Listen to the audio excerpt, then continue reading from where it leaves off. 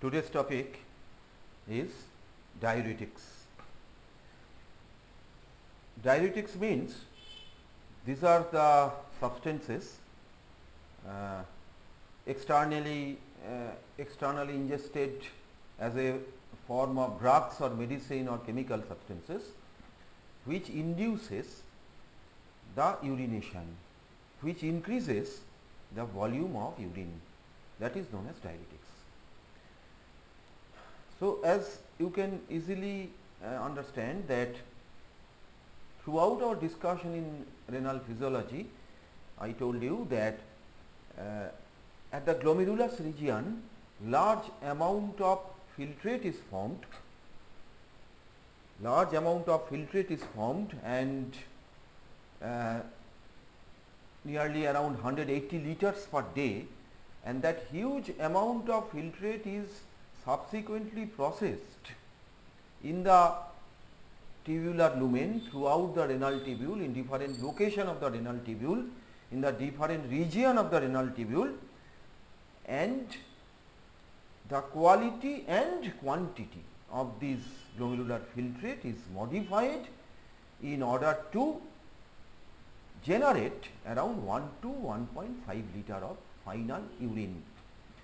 So, throughout its passage from filtrate to formation of urine within the lumen of the tubule, renal tubule, the filtrate is processed, the quantity is drastically reduced, more than 99%, and also quality, that means composition and content of this filtrate is also changed. Now, as this is going on and as this is happening in the renal tubule, as a doctor we always want to manipulate these important and interesting physiological phenomena in our favor. In our favor, we want to manipulate these interesting physiological phenomena in our favor to achieve a definitive physiological goal. That means in a disease state we can manipulate, we can try to control this tubular processing of glomerular filtrate in our favor, in the favor of the human body. That is why there is a group of substances, chemical substances, which we sometimes use to increase the urine volume in quality and quantity in various disease state. What are those disease state where this diuretics is applied? That is entirely different discussion, which you will be taught in detail during pharmacology, during the days of clinics medicine. Today my intention would be to have a revision, to have an overall recapitulation of our tubular processing phenomena with the help of understanding the phenomena of diuretics.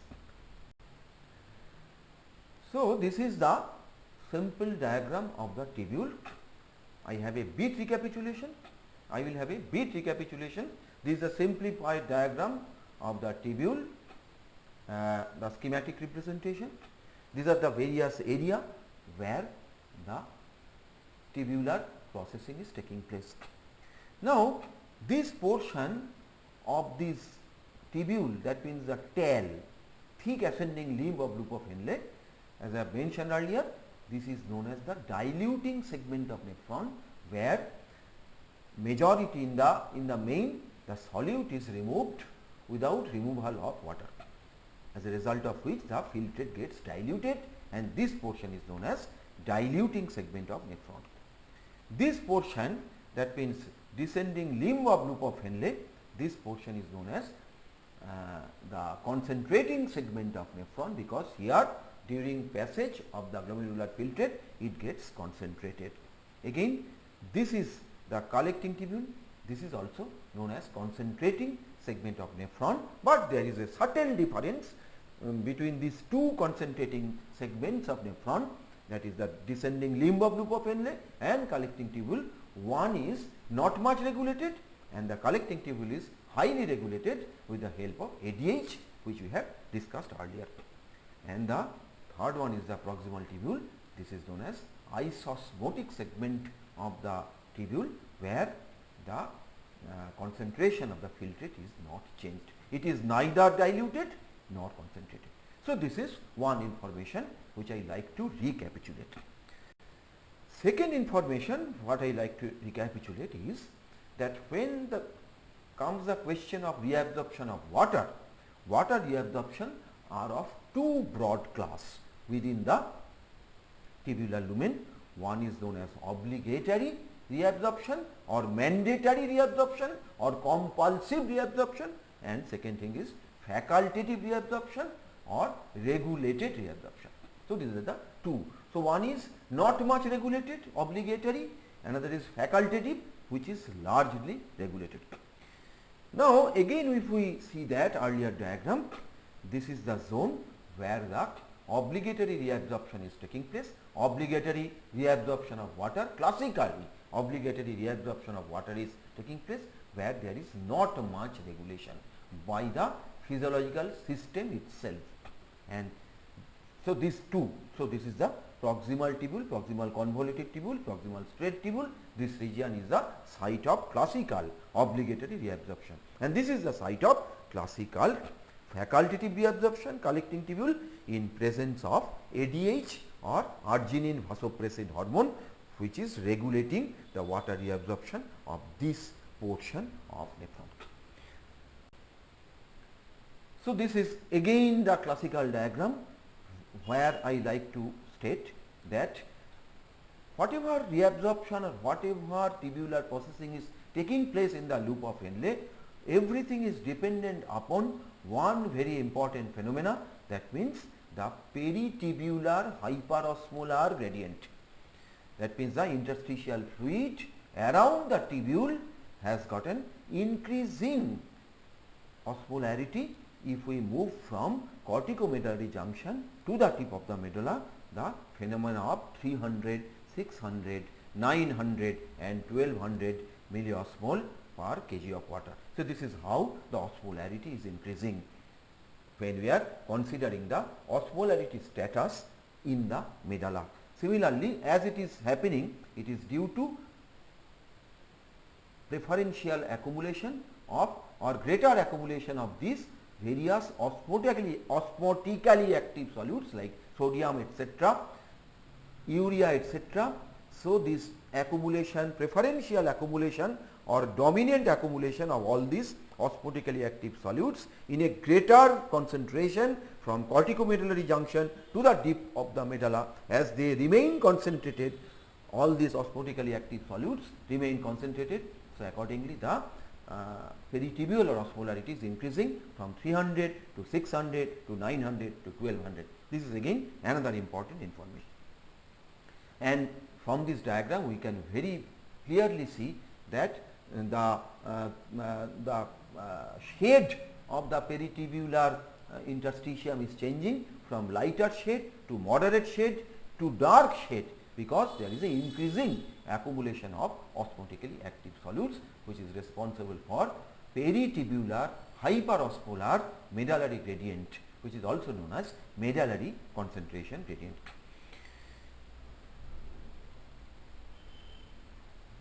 So, if we again recapitulate this figure, where whole of the sodium handling or sodium regulation in the tubular lumen is shown from starting of the tubule to the end of the collecting tubule, where various amounts of sodium is removed, various percentage of sodium is removed with accompanying water. Somewhere it is impermeable to sodium, somewhere it is only permeable to sodium, somewhere it is permeable to both sodium and water, and accordingly the renal fluid, tubular fluid is appropriately processed, what we have already described. So, this is again another figure recapitulation. And all these things, that means this medullary hyperosmolar gradient, it is created and maintained by renal countercurrent system. It is formed by countercurrent multiplier system, and it is maintained by countercurrent exchange system. So, how the MCG, medullary concentration gradient, is created? It is created by countercurrent multiplication system, where we use a standard physical model, where a nephron is modeled as having a descending limb with freely permeable to water, having ascending limb with having an active transport mechanism for solute, and having a tolerable osmolar gradient or osmolar differential of 100 milliosmol per kg of water, and also the stop flow model, where the fluid is sometimes flowing, sometimes getting stopped, during which the membrane transport equilibrium is reached, and how this model is repeatedly operating to generate the medullary system, interstitial gradient to generate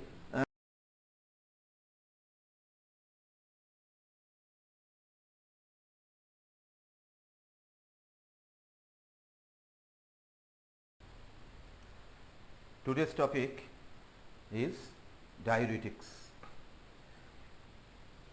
Diuretics means these are the substances externally ingested as a form of drugs or medicine or chemical substances, which gradient is formed and created, that I have mentioned. And this is the role of urea in generating the medullary concentration gradient, especially at the deeper portion of the medulla system, where we use a standard physical model. A standard physical model is maintained by vasa recta by means of countercurrent exchange system, what also we have described. Now, with this background in mind, we shall start our discussion on diuretics. So, I have already defined diuretics. Now, diuretics has got two mode of action. One is, it is directly act on the tubular epithelial cells, and number two, as a result of its direct action, there is some indirect influence or indirect modulating action on the content and composition of the tubular fluid. So, these are the two broad level of activities of diuretics. So, let us take up one by one. So, this is the picture slide what I have already described when we described the solute handling in proximal tubule. So, here all the various transport mechanisms are adequately described, and if we mark them, so this is the sodium glucose symport or SGLT2, this is the GLUT2 or GLUT2 glucose transporter 2, this is sodium hydrogen exchanger or NHE3, where sodium hydrogen antiport is getting operated, and this is NBC1 sodium bicarbonate symport, sodium bicarbonate co-transport or sodium bicarbonate symport, what is operating. All these things we have described earlier. And the last one is Ca or carbonic anhydrase, what is helping to generate H plus ion. Now, in the proximal tubule, I told you that in the proximal tubule the transport or the solvent transport is mainly obligatory in nature. So, they are not much regulated. So, only thing by which we to some extent regulate is by blocking a particular drug, blocking a particular enzyme with a drug known as carbonic anhydrase inhibitor. So, if we inhibit this carbonic anhydrase enzyme, then the hydrogen ion which is required for sodium exchange, hydrogen ion which is required for sodium hydrogen antiport, for this NHE3 to be operated, will not be there adequately, and that antiport will not act adequately, and sodium secretion into the tubular lumen will be reduced. So this is how at the proximal tubule level, with the help of carbonic anhydrase, these diuretics can act.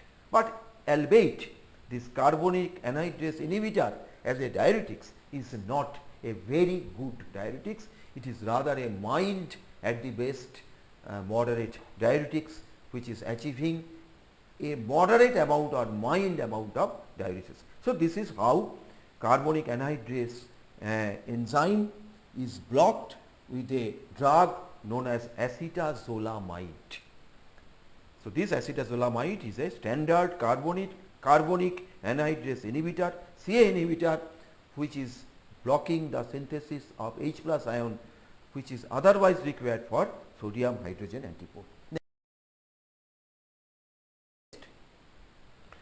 So this is next slide, although it is the same slide, same information with a different slide. I am showing that hydrogen ion. So this is the hydrogen ion which is generated with the action of carbonic anhydrase, and by blocking this carbonic with the help of this carbonic anhydrase inhibitor, this hydrogen ion is blocked, and so hydrogen ion is not available for sodium reabsorption. So sodium reabsorption is inhibited. So this is the repetition of the earlier slide presented in a schematic fashion. The next is sodium handling at TAL, thick ascending limb of loop of Henle.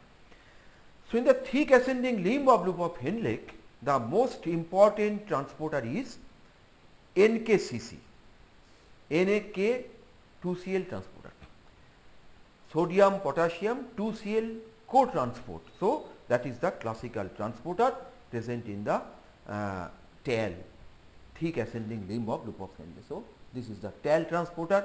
This is also known as NKCC2. So this is NKCC2. This is NHE3, sodium hydrogen antiport. So these are the some of the standard transporters in the TAL. And in the basolateral level, there is the anion exchanger transporter, which is exchanging bicarbonate with the chloride. Now, what is the most important manipulating agent is NKCC inhibitor. So this NKCC inhibitor, which can inhibit the sodium potassium 2Cl transport. Sodium potassium 2Cl transport is a very important diuretic. Very important diuretic. It is known as a loop diuretic, which is acting on the loop. So this classical loop diuretic, which is inhibiting the NKCC2 or sodium potassium 2Cl transport, and as a result of this NKCC2 inhibition, loop diuretic preventing the reabsorption of sodium, potassium and chlorine, and accordingly water reabsorption is also reduced.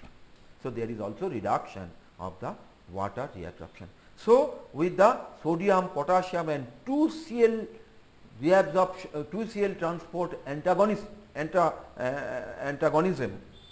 the not only these ions are reduced to be reabsorbed, but also water reabsorption is also hampered, and there is a large amount of diuresis, and this is a potentially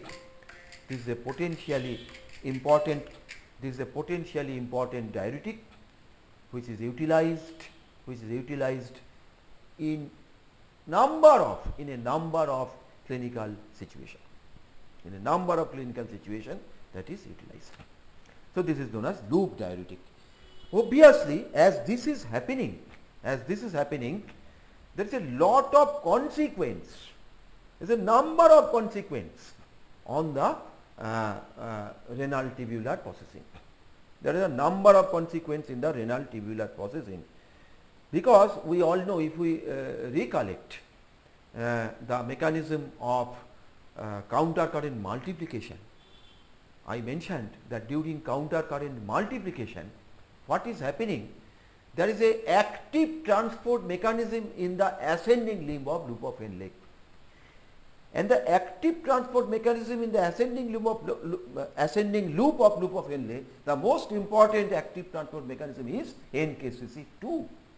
So if this NKCC2 is blocked, what will happen?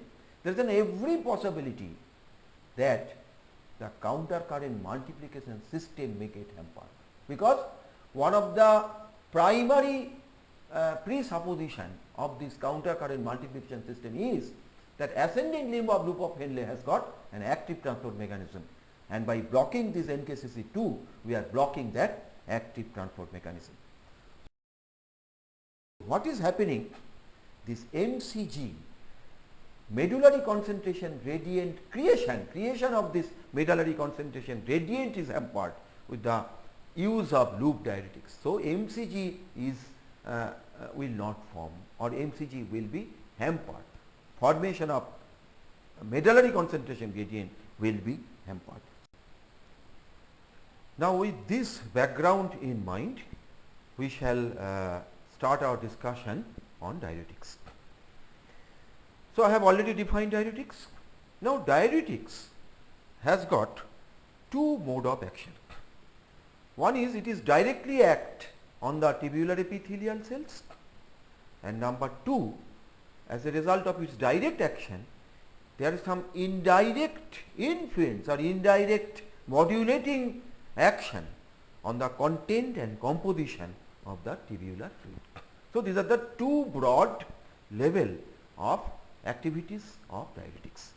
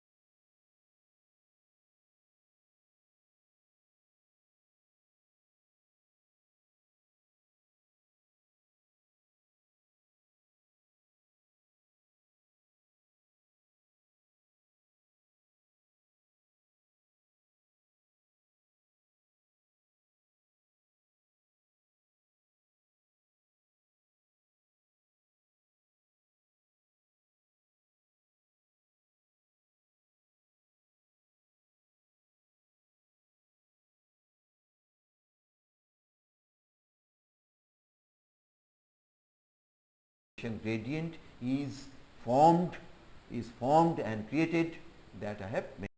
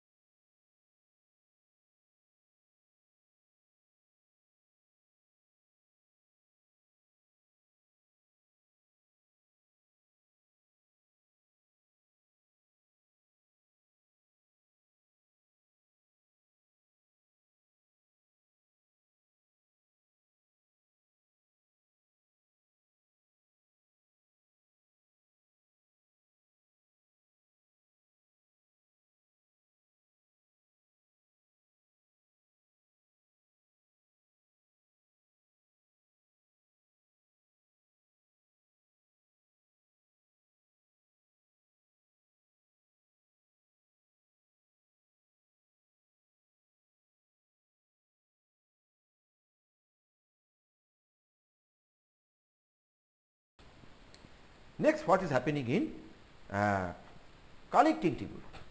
We all know that in the collecting tubule there is a very important transporter known as ENaC, epithelial sodium transporter channel, sodium channel, epithelial sodium channel or epithelial sodium transporter. So, this is again a very important transporter. So, this ENaC channel, ENaC transporter can also be blocked by a group of drug, and also there is ROMK channel, renal outer medullary potassium channel, about which we have described. So, this ENaC channel can be blocked by some specific drug known as amiloride group of drug, amiloride, triamterene, spironolactone. So, amiloride, triamterene, spironolactone, this group of drugs, they block this ENaC channel and thereby prevent sodium entry or sodium reabsorption at the level of the starting point of the collecting tubule. So, this is again another important drug or another important diuretic.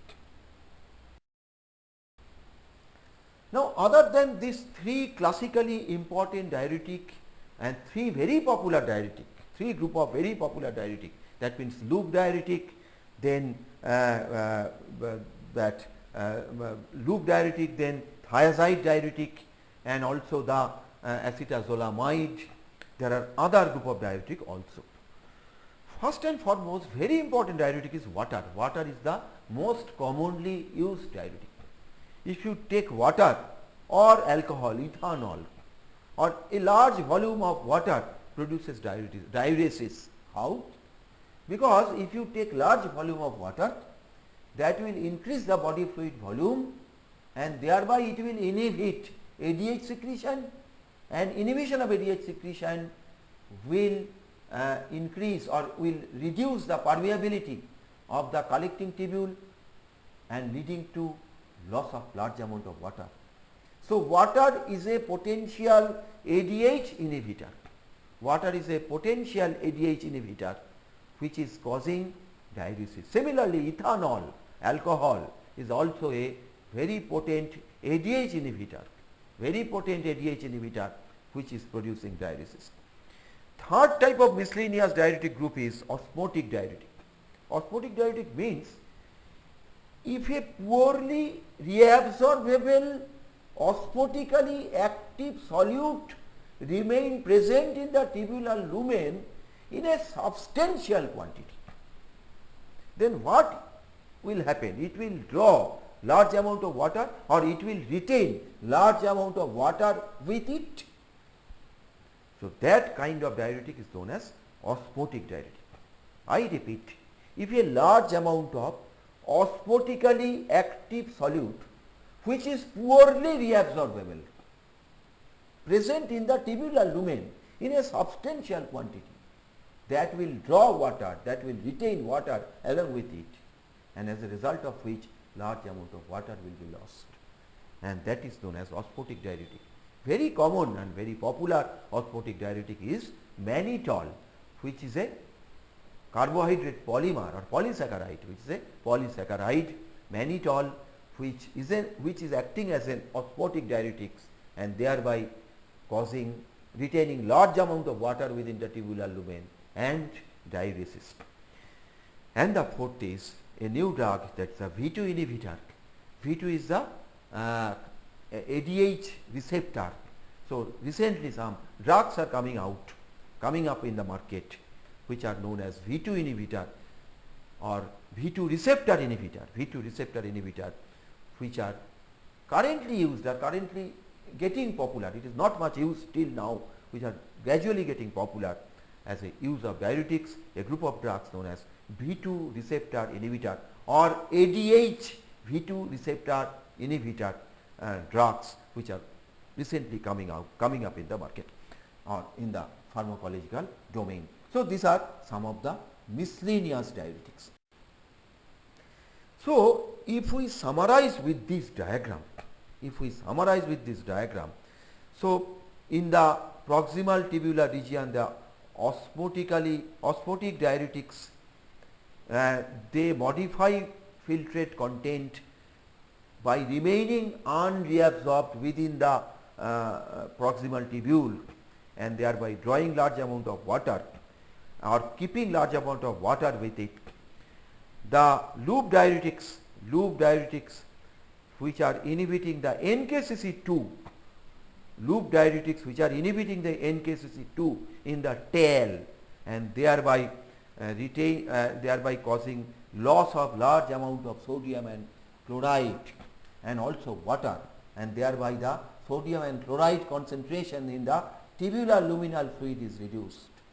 In the distal convoluted tubule, the action of thiazide group of diuretics which inhibits sodium chloride import or sodium chloride co-transport and thereby causing loss of sodium and chloride and also water, and accordingly the tubular sodium chloride concentration is further reduced, and the spironolactone or amiloride group of drugs which is an aldosterone antagonist which are inhibiting the NAC channel,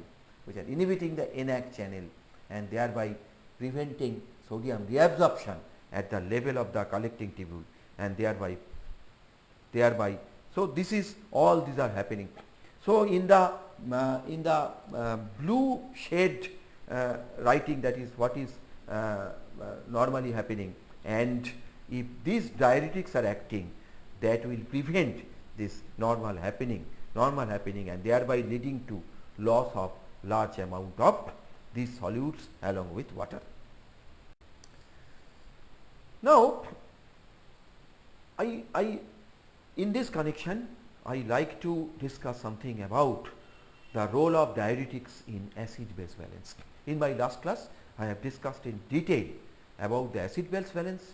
Today I will just touch the role of diuretics in acid-base valence or maintaining in the acid-base valence. When we use diuretics, is there any probability that it can affect the acid-base balance? Yes, there is a ample probability, there is a potential threat or potential probability that this use of these diuretics can affect, can hamper the acid-base balance. So I shall use another 10-15 minutes time to discuss this. Now to understand that, you need to recapitulate two important tubular phenomena. One is transepithelial potential difference, that is TEPD, another is second is load dependent sodium reabsorption. What is TEPD? TEPD is transepithelial potential difference. Please have a contrast with the membrane potential difference. RMP, that means resting membrane potential, is the difference of potential between two sides of the cell membrane, between intracellular fluid and extracellular fluid. Potential difference across the cell membrane is known as RMP, resting membrane potential. So resting membrane potential is the transmembrane potential difference. Transmembrane potential difference, that is resting membrane potential. Here we are talking about transepithelial potential difference. That means translumen, one electrode is placed inside the tubular lumen, another electrode is placed outside the tubular lumen, and we are measuring the transluminal or transepithelial potential difference. So that is known as TEPD. And second thing is load dependent sodium reabsorption. Now this TEPD, as I have mentioned, this figure also I have shown you earlier, this TEPD is having an increasing negativity. So in the proximal tubule, in the segment 1, it is mildly negative. It is mildly negative, around -2 to -3 millivolt. In the segment 3 of the proximal tubule, it is mildly positive. In the tail it is moderately positive, and thenceforth in the rest part of the tubular lumen, the transepithelial potential difference or TEPD is getting more and more negative, and in the cortical collecting tubule, at the initial part of the collecting tubule, it is remarkably negative. It is almost -70 to -75 millivolt with lumen negative. So with a massive lumen negative, remarkable lumen negative TEPD is developed near the collecting tubule. So, how this happens? This happens due to predominant removal of sodium. As throughout from tail onwards, there is a predominant removal of sodium. More and more sodium is removed. There is a sodium removal. Major amount of sodium is removed. Predominant sodium is removed. So, luminal voltage is gradually getting negative. So, this predominant sodium removal from different region of the tubule will lead to different region of the tubule will lead to development of lumen negative TEPD in the distal nephron.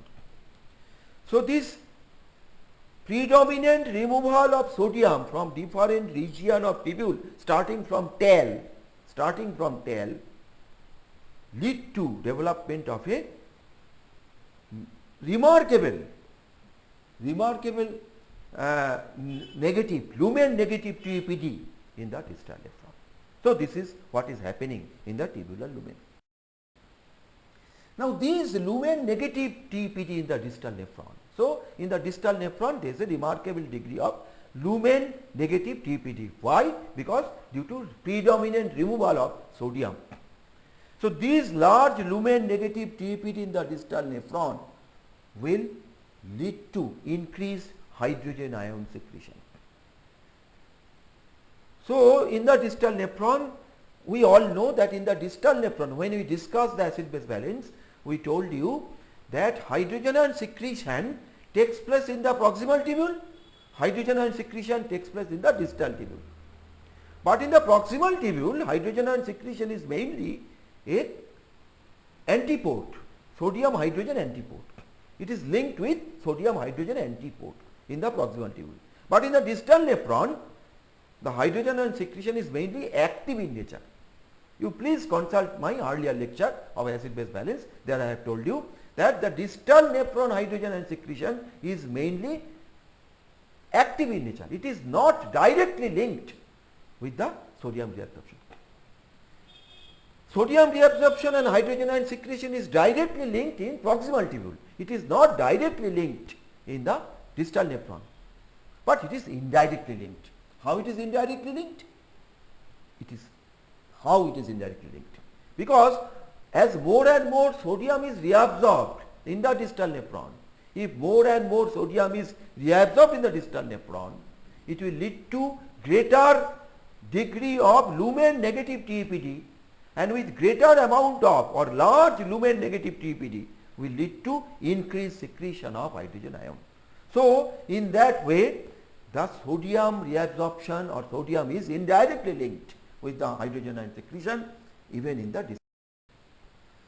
The next point is load dependent sodium reabsorption. We have discussed it in earlier also that as there is a greater delivery of sodium in the tubule, that it will lead to increased reabsorption or increased removal of sodium. This is also sometimes called glomerulotubular balance. Now, when there is a greater load of sodium, it will lead to greater amount of sodium reabsorption or removal. That is the basic of load dependent sodium reabsorption. But as a result of that, it will also lead to development of greater degree of lumen negative TEPD.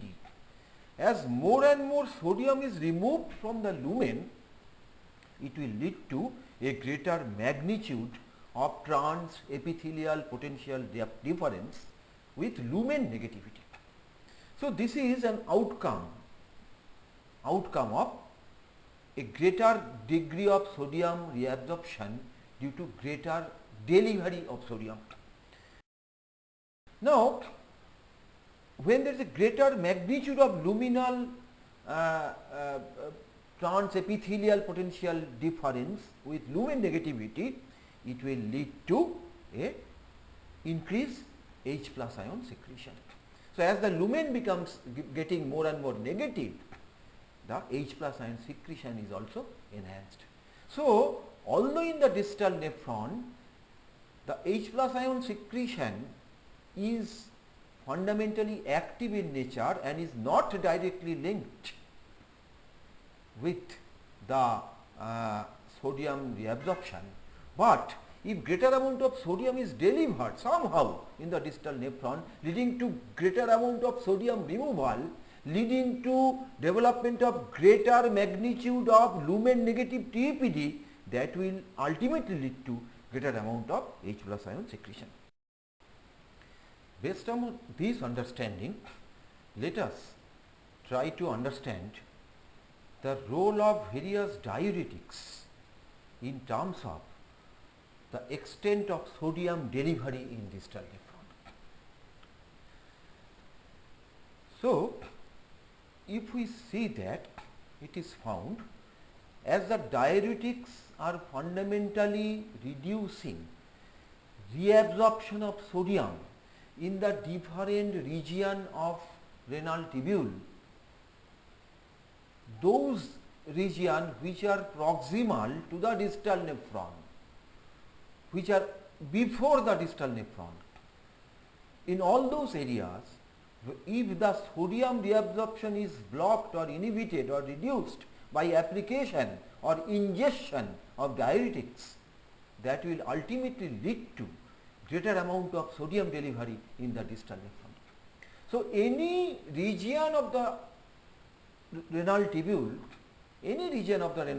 which is proximal to the distal nephron, that means proximal tubule or loop of Henle or distal tubule, distal convoluted tubule up to that much, that means before distal nephron or before collecting duct, in these regions, if the sodium reabsorption is reduced by application of diuretics, that will lead to increased delivery of sodium in the distal nephron or specifically in the collecting tubule.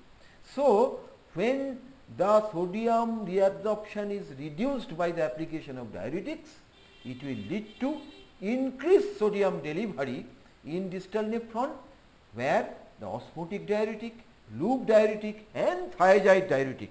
Osmotic diuretic is acting at the proximal tubule level, loop diuretic is acting at the tail, and thiazide diuretic is acting at the distal convoluted tubule. On application of diuretics in these areas of renal tubule, all will lead to increased delivery of sodium in the distal nephron, that means the collecting tubule. And what will happen as a result of that?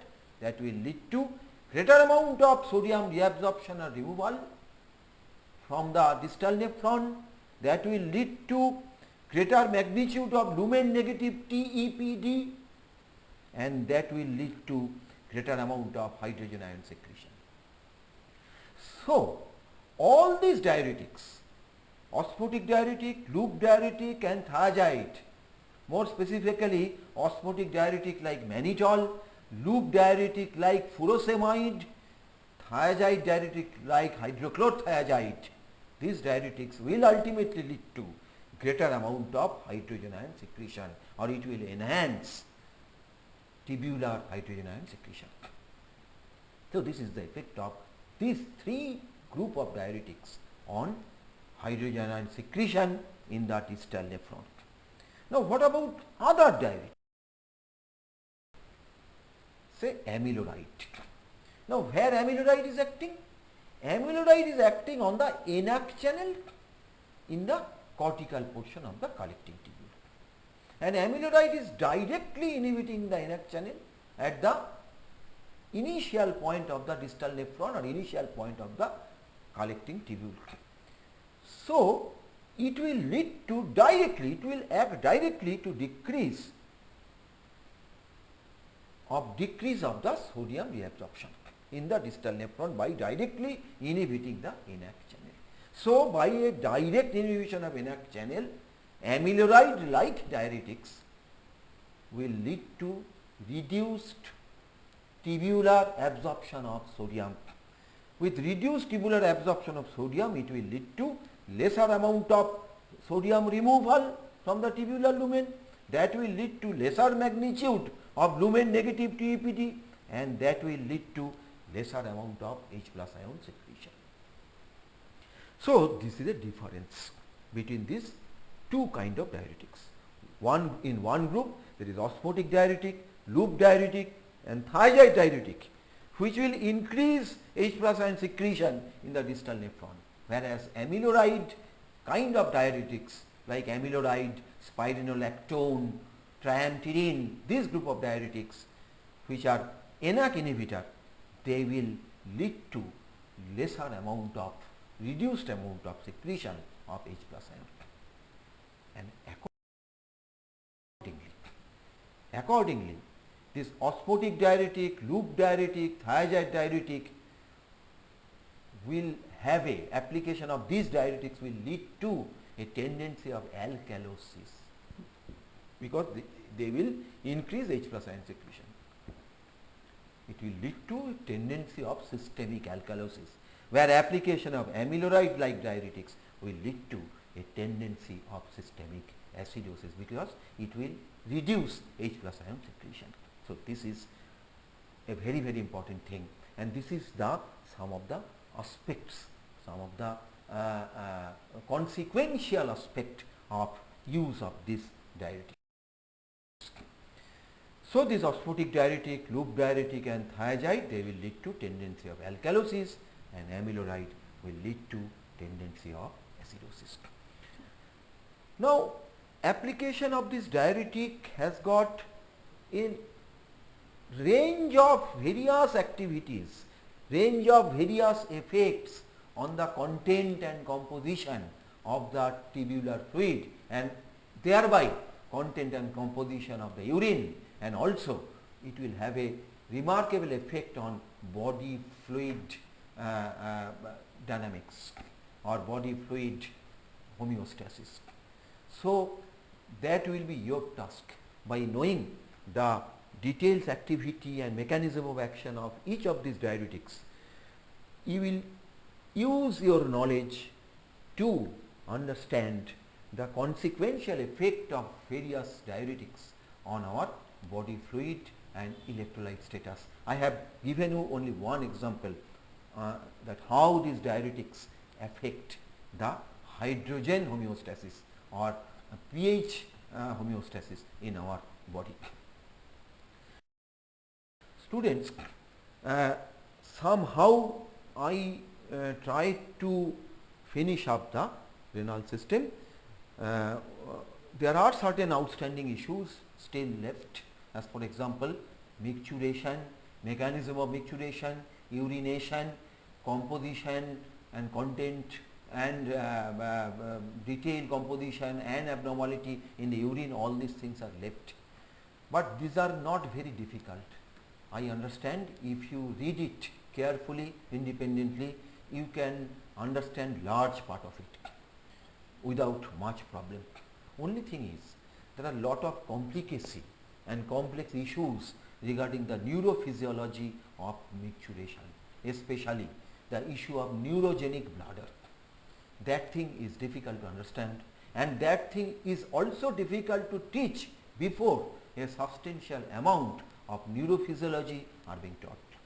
So, we shall wait for the neurophysiology classes, and after the substantial level of neurophysiology classes are over, including the reflex, including the spinal cord mechanisms, then we shall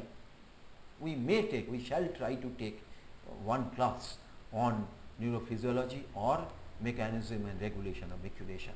Till then, this is over about the renal system. My expectation is that I will share, I have already shared the link, YouTube and Google Drive links of the lectures I have delivered till now. Now these two, another two links, that means yesterday's class a link and today's PowerPoint link I will share to you as soon as possible. My request is you just list all those links. I will provide you the link in a list of links. You take one day time, in a day you hear all the lectures all the lectures present in the YouTube and Google Drive. Take your own note, frame your own question, send me those questions. I will try to answer it as far as possible over WhatsApp, over phone call, over all such mechanism. Even I can arrange a separate class in the Zoom interactive session, it is also possible, and try to understand the subject as clearly as possible, because renal system is an extremely important subject to understand the fluid and electrolyte balance of our body, which is so crucial to be understood in your future professional life. Thank you.